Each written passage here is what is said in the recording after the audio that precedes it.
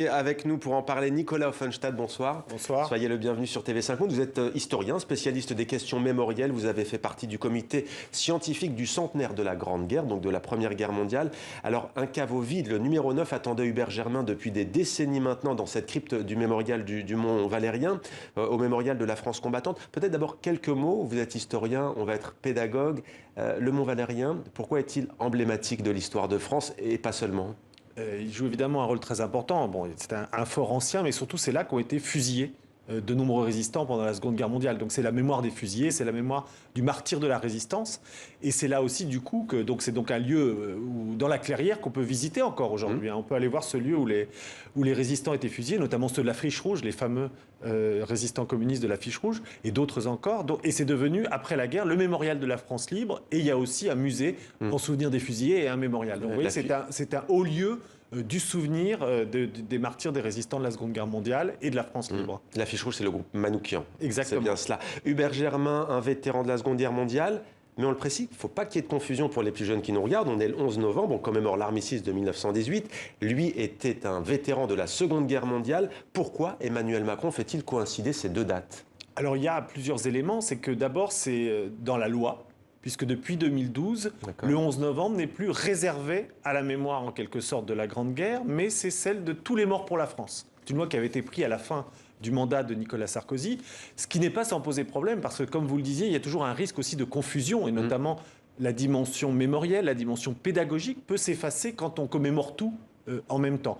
Et il faut rappeler quand même que le 11 novembre, en tant que jour férié, en tant que grand jour du souvenir de 14-18, du deuil de 14-18, c'était une volonté des anciens combattants d'en faire un jour férié. Et donc on voit que là, leur souvenir à ces anciens combattants de 14 s'élargit et s'efface un petit peu aussi. Pourquoi la France a-t-elle autant de commémorations ? On dit parfois que c'est une particularité française, est-ce vrai ? Oui, vous avez raison. C'est un pays où le passé joue un rôle très important et les commémorations aussi. C'est lié évidemment à tout un ensemble d'éléments. Il y a un goût de l'histoire. Il y a l'histoire qui a aussi fortifié la nation. La République s'est construite en utilisant beaucoup l'histoire. Il y a donc tout un ensemble d'éléments. Et c'est vrai que les commémorations sont nombreuses. Il y a des pays qui ont choisi d'y accorder moins d'importance, des pays parfois plus neufs aussi. Dans leur histoire. Donc, il y a tout un ensemble d'éléments qui vont dans ce sens. Mais moi, il y a souvent ce débat, on dit c'est trop, finalement. Oui, c'est vrai que poser la question, c'est déjà sous-entendre que ça fait beaucoup. Oui, en me posant la question, finalement, je sentais ce débat venir et je l'anticipe un petit peu.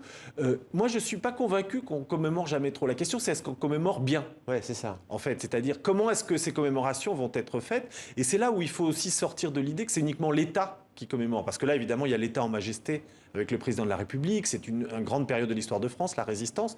Mais vous savez, très souvent, dans les communes, dans les écoles, dans les collèges, il y a tout un ensemble de projets commémoratifs qui sont conduits. Il y a des gens qui font des généalogies, il y a des gens qui font l'histoire du village et qui profitent des commémorations, en quelque sorte, pour intéresser leurs concitoyens à l'histoire. Donc je pense que ça peut être aussi un moment pédagogique en dehors de l'État, avec l'État, pas contre l'État, mais en dehors. Et donc c'est souvent en France aussi, je crois, le symbole d'une mémoire active qu'il faut entretenir, à condition de ne pas confondre, je crois, tous les éléments sur la même date. Alors pourquoi justement est-il important, selon vous, pour les jeunes générations, mais pas seulement, de bien connaître la figure du poilu ?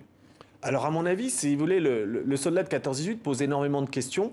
D'abord la question de savoir jusqu'où on a envie de se sacrifier pour son pays, puisqu'on a évidemment fait combattre ces jeunes hommes, ces millions de jeunes hommes dans des conditions particulièrement difficiles, parfois d'ailleurs sans égard pour leur vie. Les généraux étaient parfois très peu avares du sang des soldats, donc il y a toute et ça pose la question de l'obéissance, la question de l'engagement, la question de la citoyenneté, jusqu'où on doit obéir, jusqu'où on doit accepter, qu'est-ce qu'on investit dans un combat. Donc vous voyez, je pense que pour les jeunes générations, réfléchir à ce qu'ont fait les soldats, ce qu'ils ont enduré, est une question civique finalement, sans qu'il y ait forcément une seule réponse à apporter. Ça dépend des périodes, ça dépend des moments, ça dépend des soldats aussi, tous n'étaient pas les mêmes.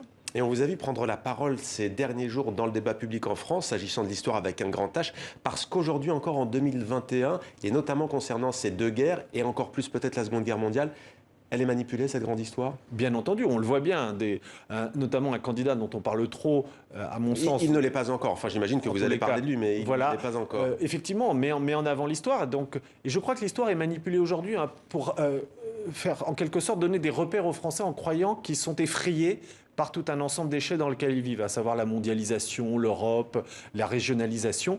Et donc, du coup, on voit tout un ensemble, effectivement, de candidats ou de potentiels candidats ramener les Français à une histoire de France extrêmement étroite, étriquée, et parfois même complètement fallacieuse et fausse, en quelque sorte comme des repères, si vous voulez, comme s'il fallait rassurer les Français en leur rappelant les grands hommes, les grandes victoires, les grandes histoires, voire, et c'est le cas extrême dont vous parlez sans doute, voire des forces de manipulation. Vous savez, en histoire, on ne peut pas tout dire. Il y a quand même des choses qui sont des vérités établies, qui sont des consensus parmi les historiens.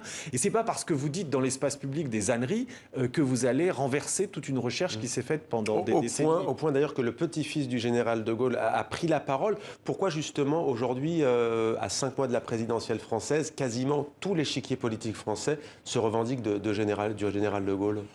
Parce qu'aujourd'hui, c'est évidemment une figure, sans doute, il y a tout un ensemble de repères, on le disait, qui se sont affaiblis.